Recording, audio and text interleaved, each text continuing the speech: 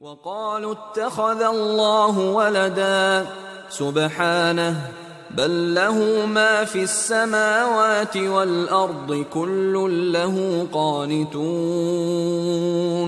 بديع السماوات والأرض وإذا قضى أمرا فإنما يقول له كن فيكون.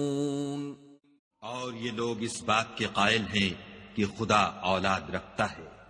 نہیں، وہ پاک ہے، بلکہ جو کچھ آسمانوں اور زمین میں ہے سب اسی کا ہے اور سب اس کے فرما بردار ہیں.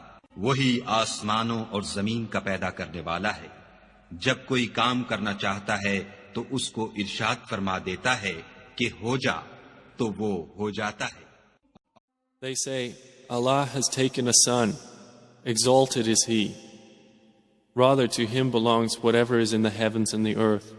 All are devoutly obedient to Him. Originator of the heavens and the earth, when He decrees a matter, He only says to it, be, and it is.